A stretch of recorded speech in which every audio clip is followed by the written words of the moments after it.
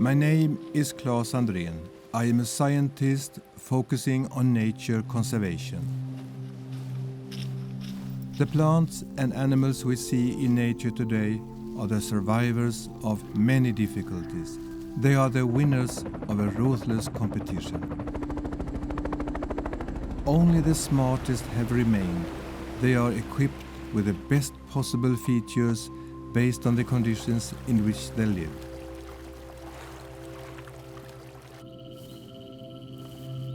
They have developed amazing adaptations, appearances and behaviors to survive in harsh environments, to escape enemies, to become skilled hunters, to save their resources. Some of these species possess knowledge that we can benefit from.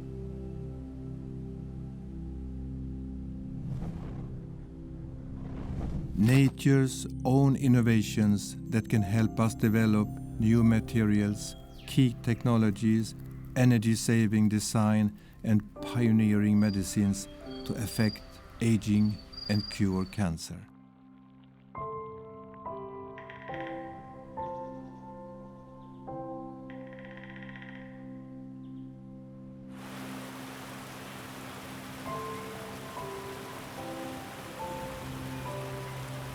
Preserving the Earth's biodiversity is not a luxury for nature lovers.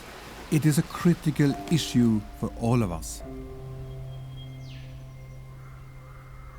We will look into adaptations of plants and animals living in the forest, both in the living and the dead, and in forest waters.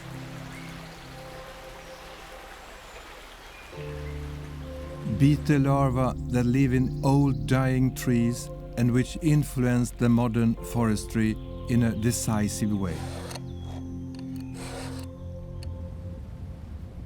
Plants and animals that survive only if the forest burns. Snakes that have been a model for modern infrared technology. Frogs in the rainforest that helped us develop important medicines. Insects that had a bearing on flight development, and others who might help us walk on water in the future.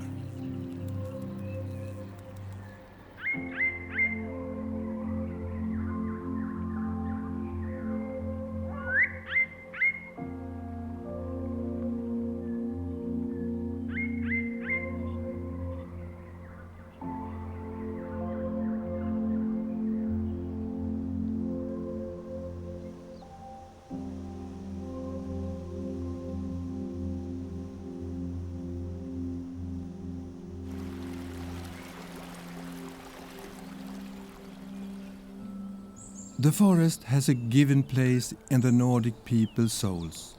Here you find tranquility and beauty, but also mystery, darkness, and perhaps fear.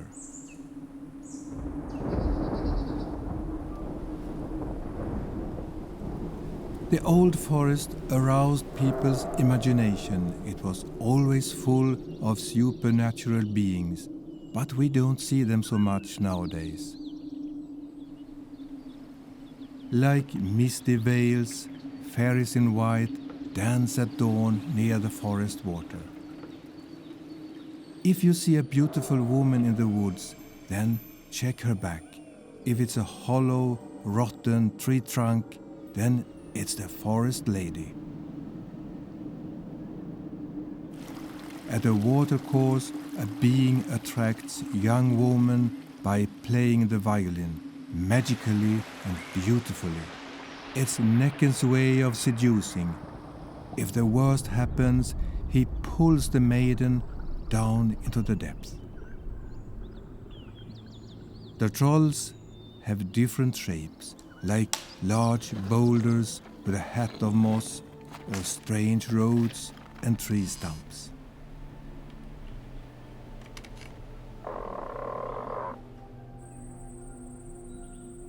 What happens when darkness falls over the 1,000-year-old oak?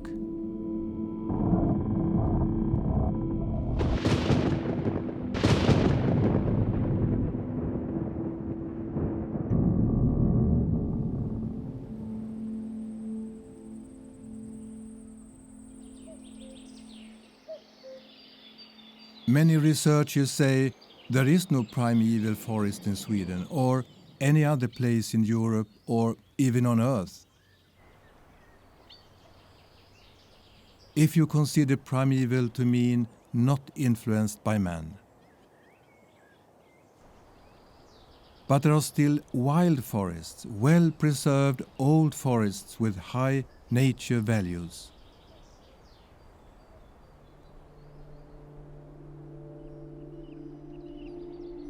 One of Europe's oldest forests is in southeastern Poland, in Białowieża, on the border to Belarus.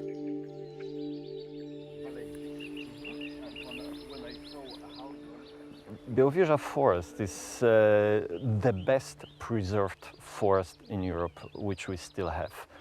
We are not sure how far it is natural, but we don't have a closer to natural forest. Why, in your opinion, is this Białowieża forest important to protect for the future? Białowieża forest still is the place where natural processes were unbroken for thousands of years. And it's like a unique natural lab. We don't have a better place where we can better study such interactions, where we can learn how forest works, how it functions.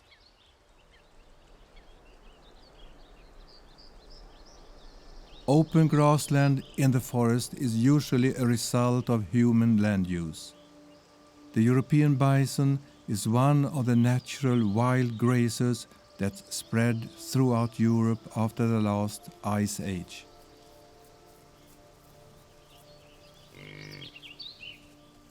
The funny thing is that originally, as my colleagues have just discovered recently, the bison was not a forest species. It was the human pressure that drove bison to vast, deep forests like that, just as a means to survive. Originally, bison was most probably a species of open areas, so it would rather dwell in the river valleys, in open areas, and it was us that made it a forest specialist. This was one of the rare examples of the forests that were never opened by natural causes. It was only us humans, when we came here and started utilizing the forest, not even cutting, not even burning it down, but utilizing it for several different traditional uses. That was the moment when the forest started to be more open.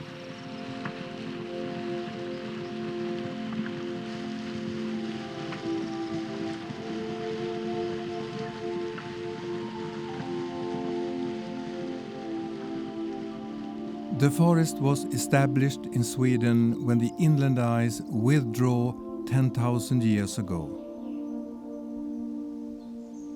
In southern Sweden there are still ancient cultural landscapes and deciduous forests with high natural values, such as open oak pastures and large continuous beech forests.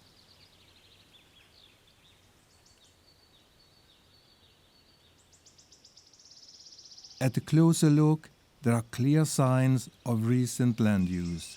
Planted spruce beside old stone walls and overgrown house foundations.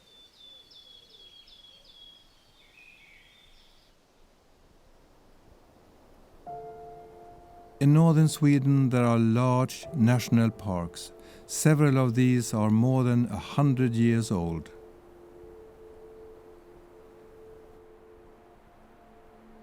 There are old pine forests with many fallen trees where no visible traces of human activity can be found.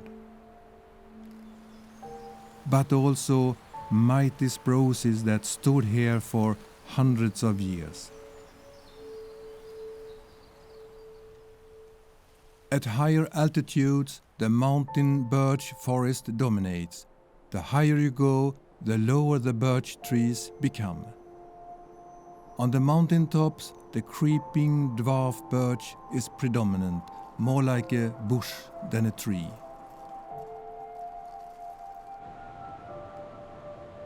On the peaks, you can see an interesting phenomenon. It is the mountain spruce with an amazing ability to adapt to the harsh climate up here. During favorable periods, a tree with branches and crown develops. But growing into a big tree costs a lot of energy, and in worse times the spruce becomes a creeping bush.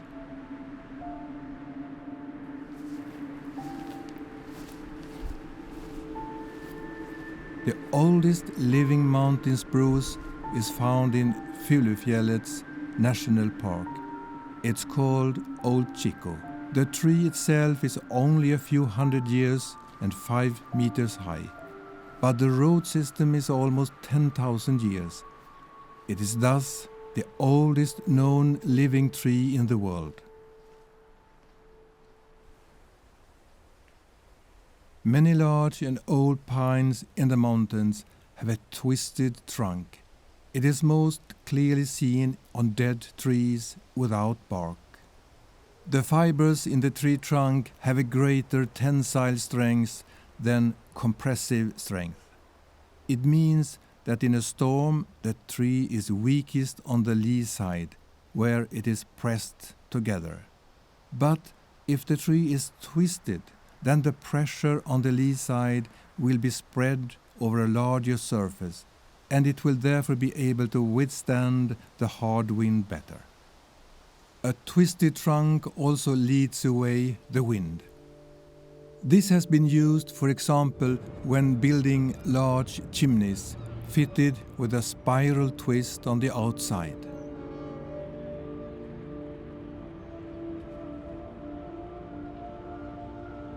Is the artwork in Malmö Turning Torso just a beautiful building with an exciting architecture? Or can the building also withstand strong winds better, similar to the twisted tree trunk?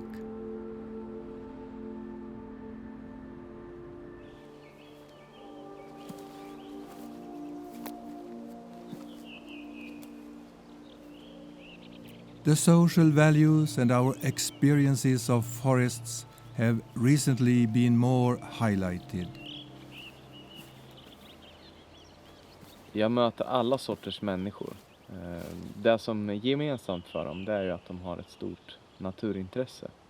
Och det kan vara människor från stora städer nere i Europa till ekonomen ifrån den lilla byn som alltid längtat efter att få uppleva ett tjäderspel.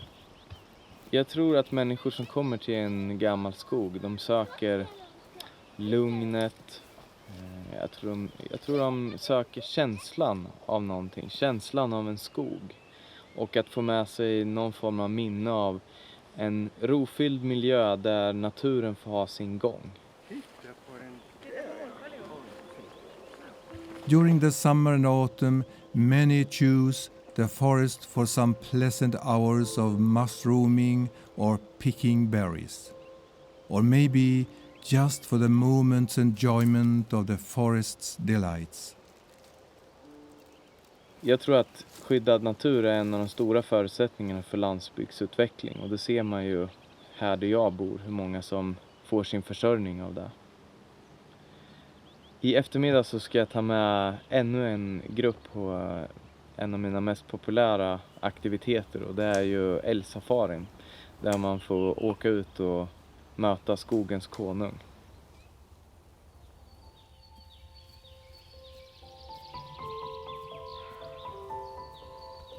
People have always hunted in the woods. Nowadays, hunting may not have the same importance for human survival, but is still an important part of life for many.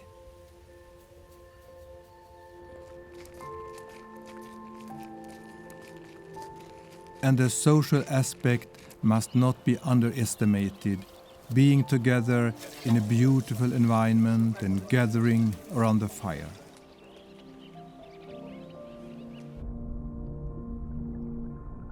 If you want an extra challenge, fly fishing is an art for the real enthusiast. It requires great skill. The bait should, as far as possible, mimic the natural prey of the fish, a mayfly.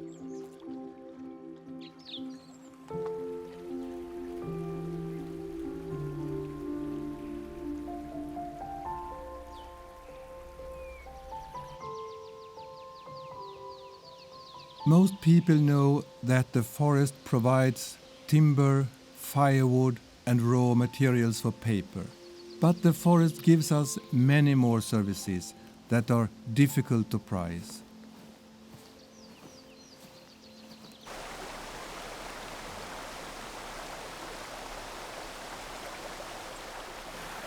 These utilities are not always so obvious, yet completely invaluable. The forest floor serves as a filter and gives us clean drinking water. The forest prevents erosion and storm damage. It is a habitat for many species. It contributes to the pollination of plants. And the role of forests in regulating the climate has been increasingly highlighted. Forest animals possess a lot of knowledge. With these as a model, we can develop smart technology and valuable materials.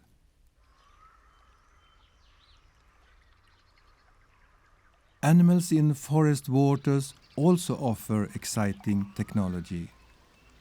The water strider has thousands of small, fine hairs on its legs that form an airbag, a water-repellent barrier, which makes it float. This has been used to build robots that can run on the water surface and for the production of water-repellent materials. And who knows, maybe one day we can use the same technology to walk on water. Other exciting animals in forest water are dragonflies. They live most of their life as a larva, a troll at the bottom of a pond. Eventually, the troll climbs up a stalk, emerging from the water like an alien, and settles in the sun. In the fairy tale, the troll bursts in daylight and disappears.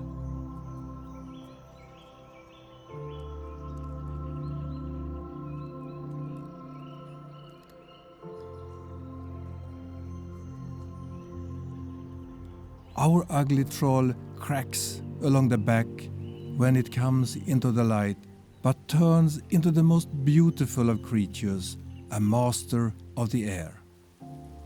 They are predators, and the big facet eyes surpass the eyesight of all other insects.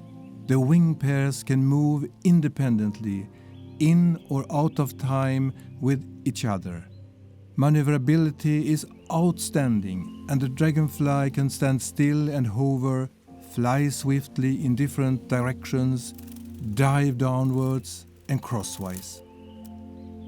The dragonfly's design makes it very interesting as a model for the development of quiet, more energy-efficient wind turbines and small, unmanned aerial vehicles.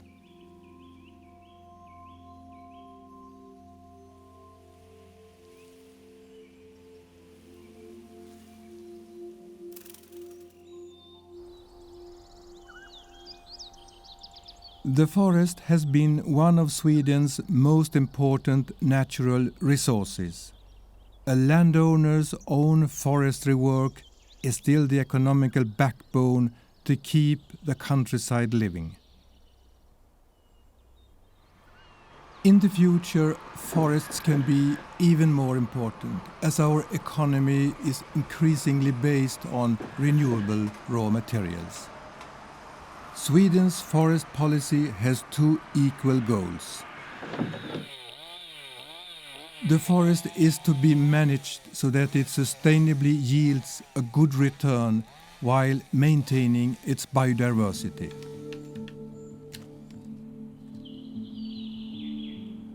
The environmental goal, a living forest, means that all naturally occurring species can survive in viable populations.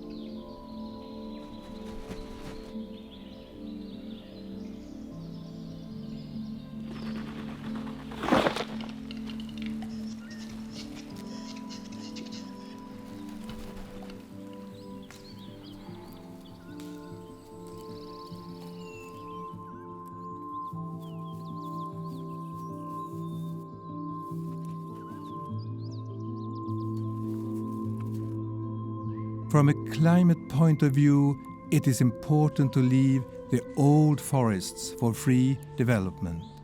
Old trees absorb more carbon dioxide than previously thought. With today's forestry and the present level of nature conservation, the environmental goals will not be achieved. The challenge is to find a balance between forestry's economic interests, biodiversity, and human access to a beautiful and eventful forest landscape.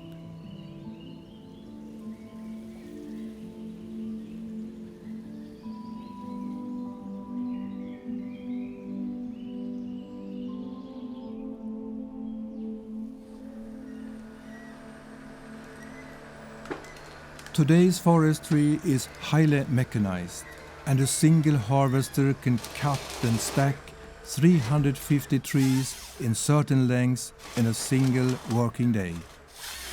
A job that previously required at least 25 hard-working forestry workers.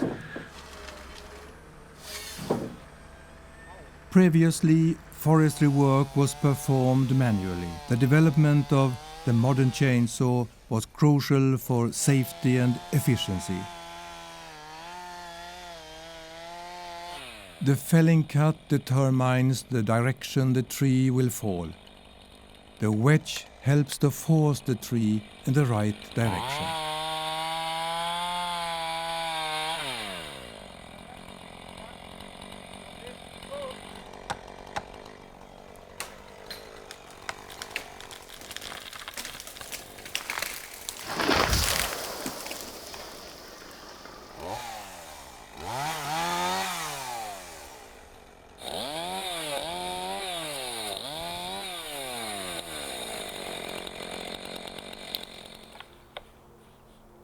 A logger sits on a tree trunk in the Swedish forest, sharpening his saw chain. 70 years ago, another logger sat on a tree trunk in the redwood forest in Oregon, northwestern United States. The logger saw a big beetle larva slitting wood fibers with even cuts. The larva had C-shaped jaws with sharp edges on the inside. This is one of North America's largest beetles, a timber beetle.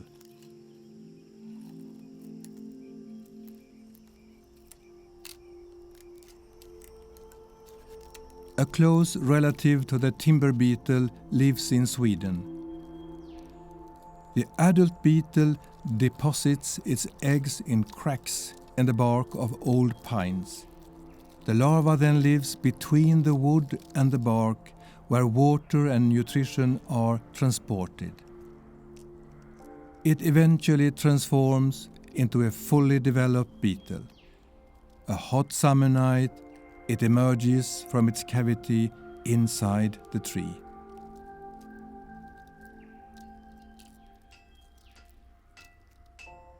The logger Joe Cox became curious about how the larva so cleverly could cut through the wood fibers. He made his own saw chain with C-shaped teeth back home in his workshop.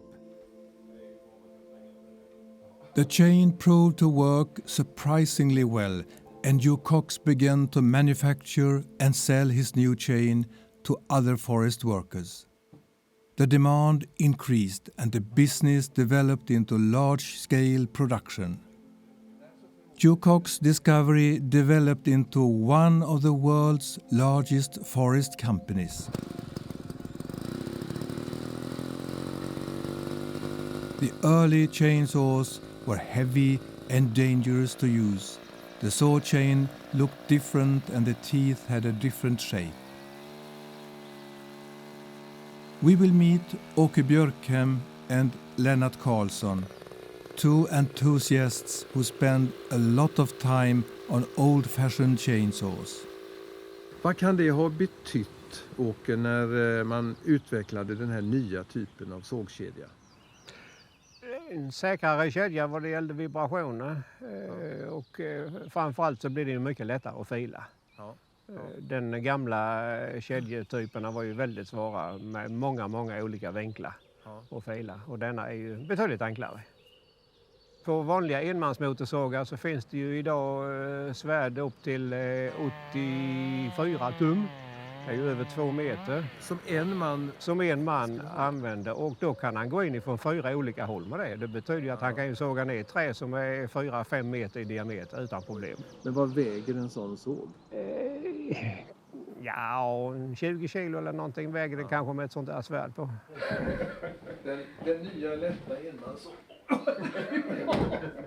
A wood-dwelling beetle larva has been the model for an important technological breakthrough in forestry, the modern saw chain. In principle, the same type of chain is also used in today's most modern forest machinery.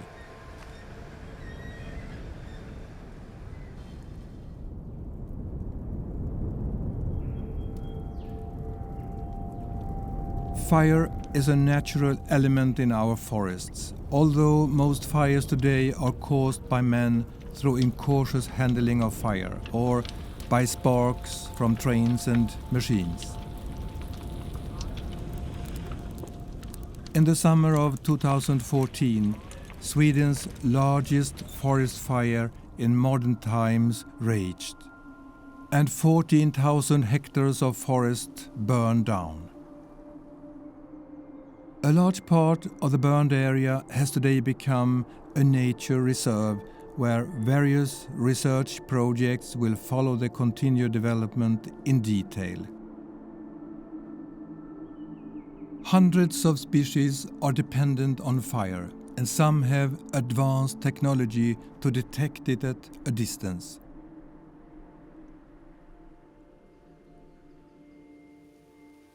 We meet Annie Johansson in central South Sweden a few months after a forest fire.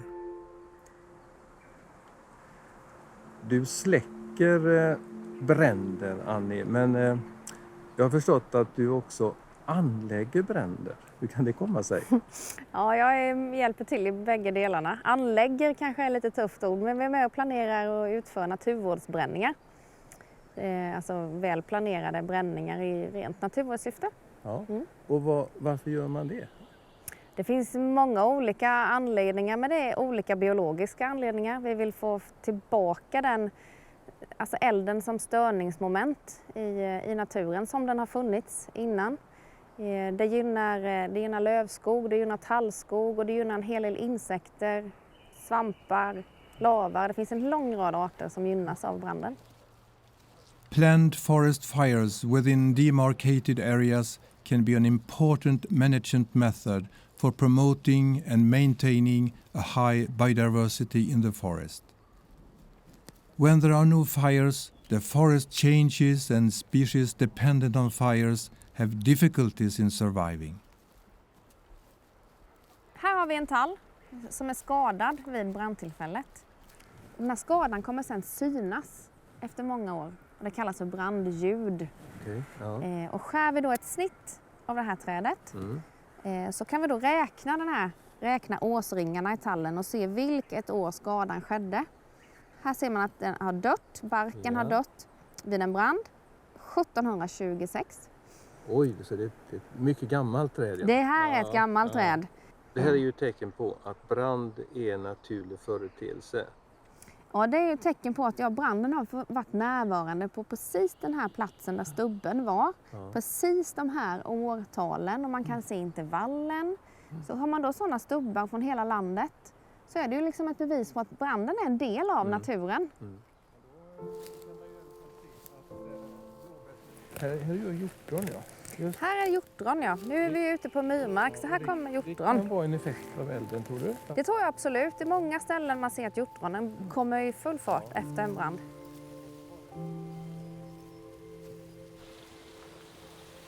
Ja. Erik Nordlind at the county board in Kalmar, southeast Sweden, is directing a conservation forest fire. Before starting the fire, the weather is carefully checked. The team pulls out hoses to water and soak the vegetation along the fire breaks to create safe boundaries. When everything seems okay, the forest is set on fire.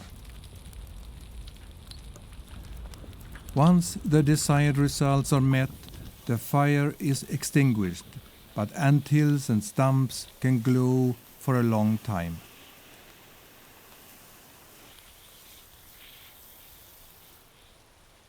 The fire is a big-scale disturbance that creates a lot of dead wood. Open soils and burned rocky ground favor less competitive species. Many fire-favored plants have a seed bank that can lie in the ground and wait for the right conditions for many decades. Some need a ground temperature of 50 degrees Celsius to germinate.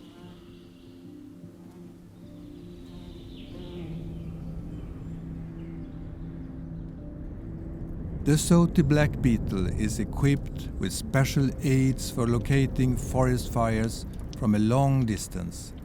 The secret is a battery of small liquid-filled blisters with nerve cells.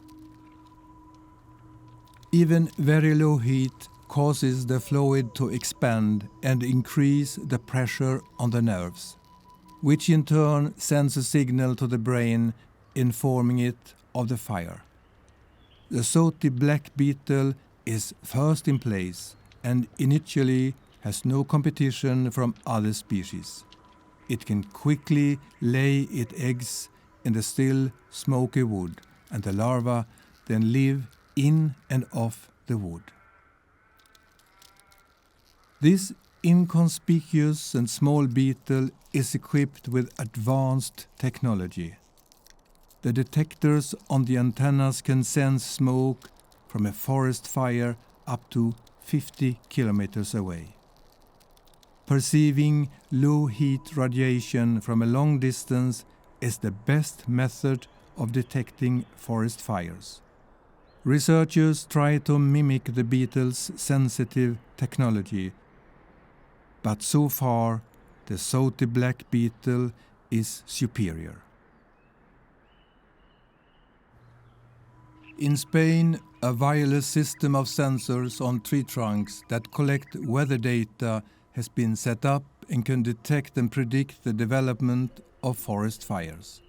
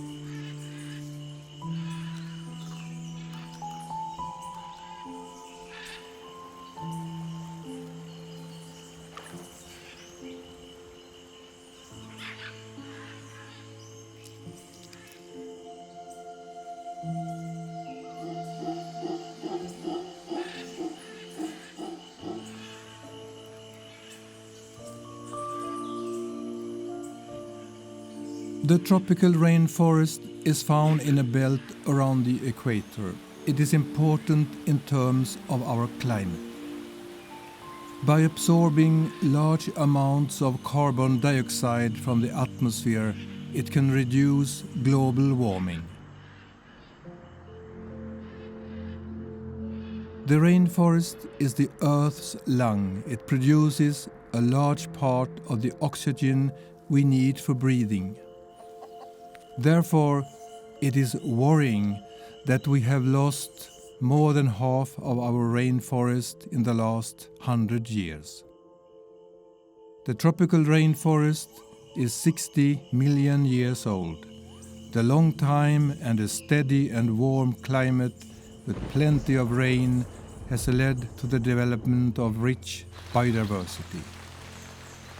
Half of the Earth species are found here, although the rainforest only covers 6 to 7% of the land area. Many rainforest species are threatened and hundreds are already extinct. Several plants in these forests are part of our diet and many are used for important medicines.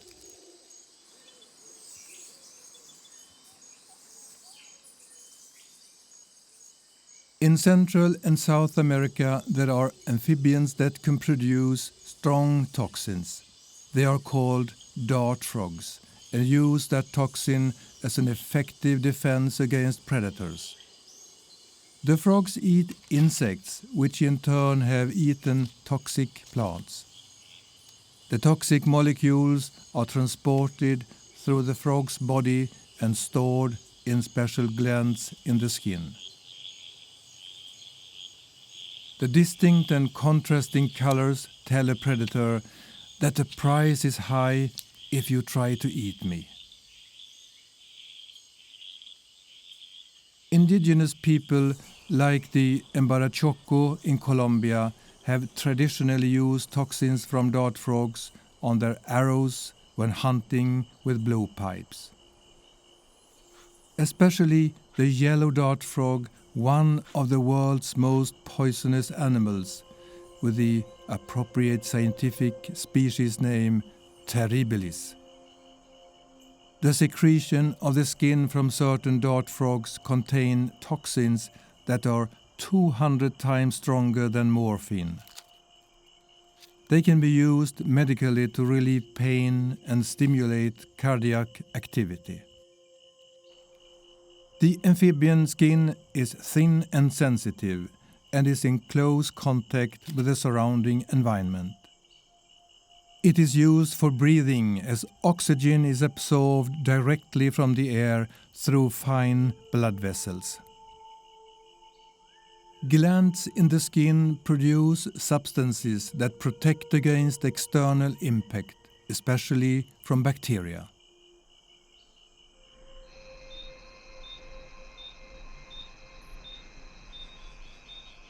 Together with scientists from Russia and Vietnam, I went on an expedition to Vietnam's mountain rainforest 20 years ago. We found and described a new species of the big and smelly cascade frogs. Recently, it was discovered that these frogs have an incredibly effective antibacterial defense. Research is now going on to find out if this could be our new weapon against infections. Effective antibiotics where current antibiotics no longer work. A medical application that would be of greatest importance to human health and survival.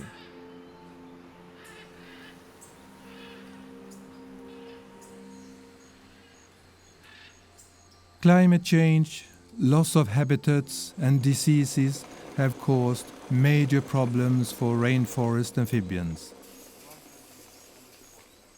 Particularly worrying is the chytrid disease, a fungus that attacks the frog's skin and obstructs oxygen uptake and breathing. Together with scientists from different countries, we went to the rainforest of Costa Rica and Panama to find out if other rare and threatened frogs suffered from the disease.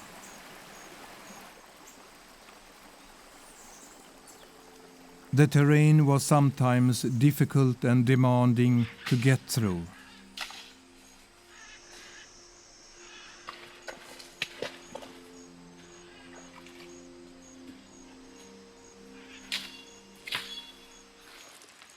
Tadpoles and adults were tested by applying a cotton bud to the skin and then storing it in liquid for later analysis when we returned home.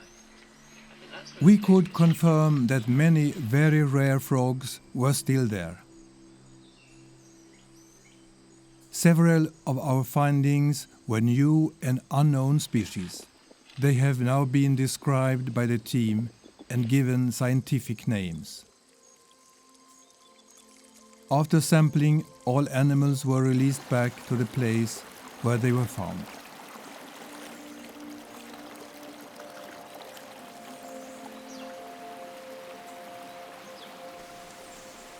Brian Kubicki, a conservation biologist, has devoted his life to save the rainforest frogs in Costa Rica.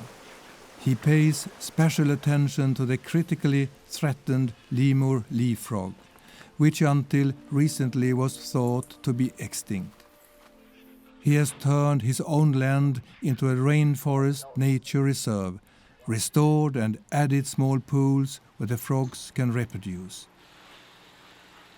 But it's also about finding additional genuine rainforest areas and protecting them from tree felling. To take into account the ongoing climate change, Brian looks for areas at different altitudes in the mountains. We accompany Brian on one of these expeditions to find pristine areas to be protected, to become new nature reserves. Brian intends to create new populations of lemur leaf frogs by introducing animals from his reserve back home. Elvere is one of these new areas, a well-preserved cloud rainforest.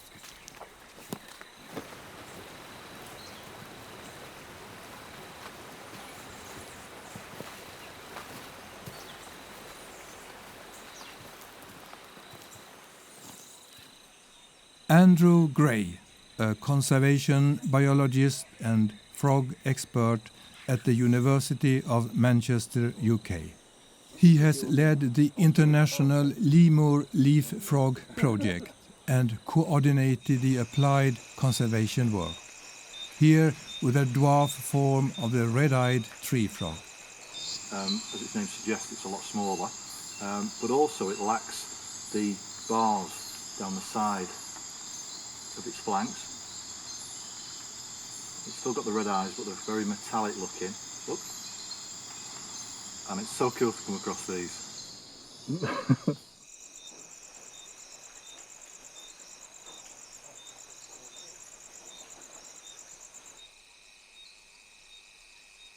To reduce the risk that a lemur leaf frog becomes extinct in nature, the Swedish foundation Nordens Ark has offered its help. A special facility was built where a population of the endangered frog is held, with specimens originating from Brian Kubicki's reserve in Costa Rica. Dedicated zookeepers have taken on the responsibility for this important conservation work at Nordens Ark. If the wild population of lemur leaf frogs were to die out, then it's possible to save the species by reintroduction using these animals. We hope that the conservation work in Costa Rica will be so successful that the lemur leaf frogs at Nordens Ark never have to leave the facility.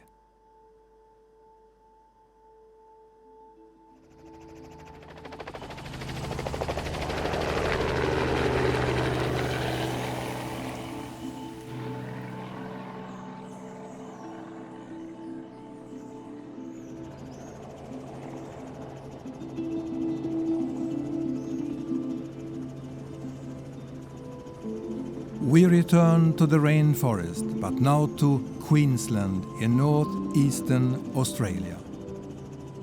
In 1973, a slimy aquatic frog was found in a rainforest stream.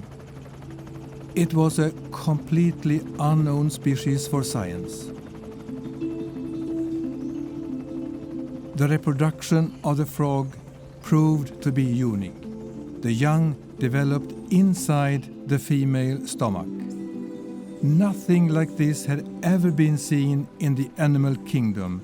It was called gastric brooding frog. Owing to this frog, we know how the hydrochloric acid production in the stomach can be regulated, which led to the development of some very important gastric drugs. And therefore, it has helped thousands of stressed people to a better life.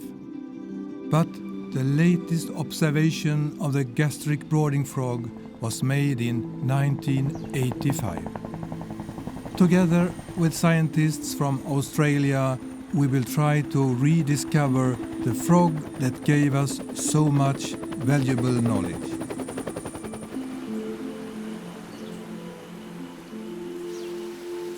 Eventually, we found the kind of creeks and rapids we hoped for, seemingly perfect environments for the gastric brooding frog.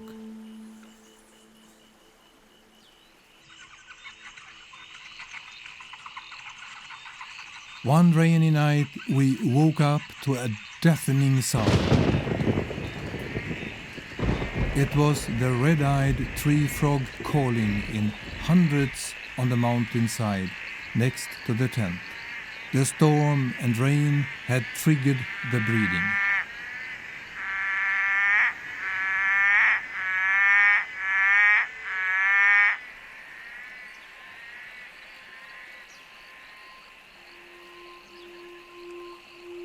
This is also the place for platypus. It patrols a section of the brook looking for small prey on the bottom and under rocks. The prey is located by means of electrical receptors on the beak.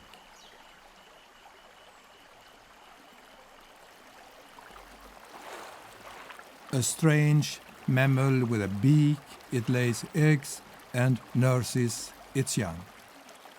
The male has a poisonous spine on his hind leg for defense, and the toxin causes intense pain.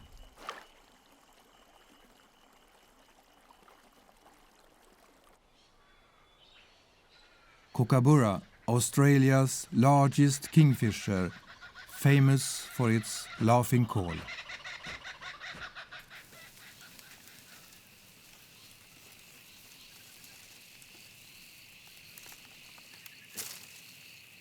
The carpet python has sensitive heat sensors in pockets along the sides of the mouth.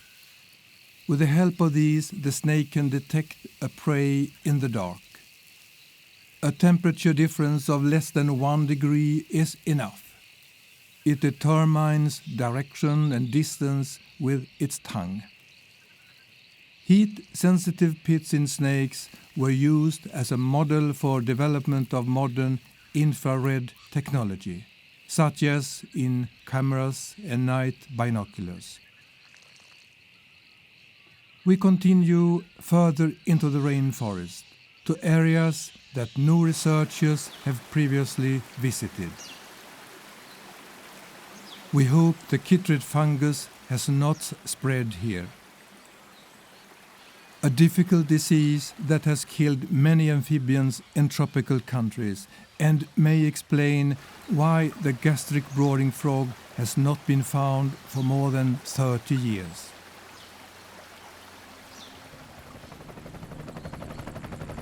The only possibility to reach these areas is to continue by helicopter deeper into the rainforest, and with a pilot who dares to fly under the treetops, along narrow rivers, and land on rocky outlets in the water or along the beach.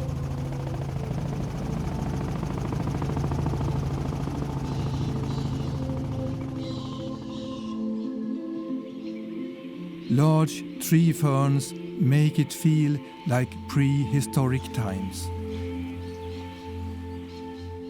The honey-eater feeds her young.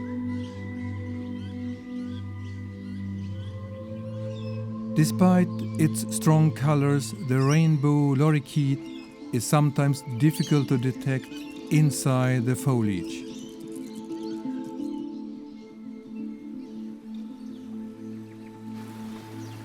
Konrad Hoskin, the expedition's leader and expert in the gastric brooding frog, thinks that the place cannot be better. The environment looks very promising. If the gastric brooding frog is still around, this must be the place. Yeah, and all through that looks fantastic in there. So the female then lays her eggs to the side of the stream on land. The male fertilises them, and then the female then swallows the eggs. They go down into her guts, into her digestive system, into her stomach. And when they get in there, the chemical on the surface of the egg shut down her gastric acid production, and then her stomach just became the place where the tadpoles and eventually the little froglets live.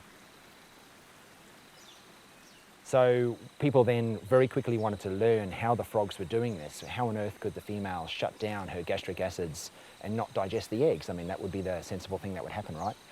And ultimately, the chemical was discovered on the eggs, and that was then used to make medicines for humans. So this is an example of where something truly incredible that's evolved in nature has then been used for human benefit and been a very successful medication.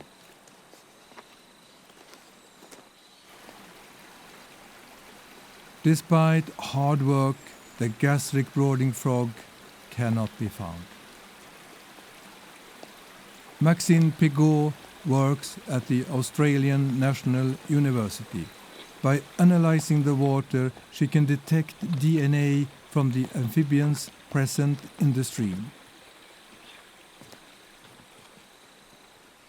So one of the really important questions in conservation is knowing what's left of our biodiversity, and one of the methods that we're trying to use is to find out what species are left and what we can conserve and still protect.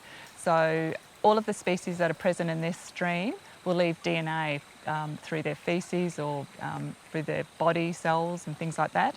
And so I sample the water, and then I extract the DNA, and then I'm able to analyse the DNA and detect what species are left, and that just gives us a magnificent overview of what's left and what we need to protect for the future. Not even her analysis could prove that the gastric brooding frog remained, at least not in this water system. Sadly, the only place to find the gastric brooding frog is probably here, in a museum in Sydney. It seems to be extinct on Earth, forever gone, along with hundreds of other amphibians and many other animals and plants. This was where it lived, in the pristine rainforest behind the Great Barrier Reef. A consolation, however, is that we discovered the gastric brooding frog's secret, a completely unlikely adaptation of an animal species before it died out on Earth.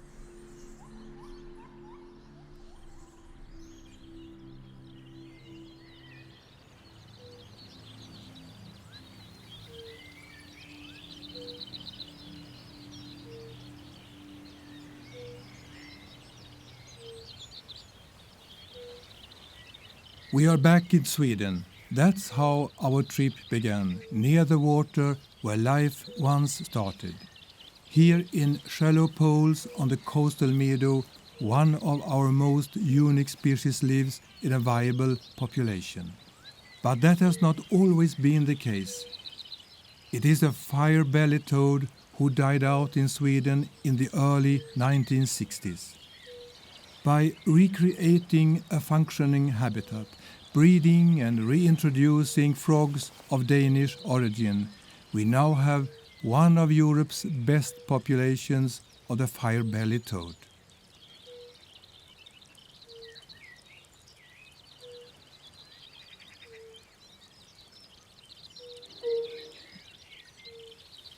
The fire-bellied toad is a symbol of successful nature conservation, proof that biodiversity can be preserved. Just like the gastric brooding frog, the fire-bellied toad spends the entire active season in the water. To attract the female, the male uses its entire body as a resonance box. A big male has a deeper voice, which signals successful survival and growth. So the song helps the female find a good father with good qualities for her young. To watch this drama and enjoy the sonorous ring of nature, can life be better?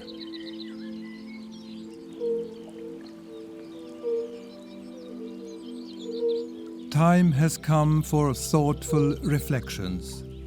During millions of years, evolution has tested, rejected, developed and refined adaptations of all living organisms on Earth. Only the most ingenious solutions have survived. Preserving our biodiversity is not only one of the best decisions we can make. It is a prerequisite for a future sustainable life for us humans on Earth.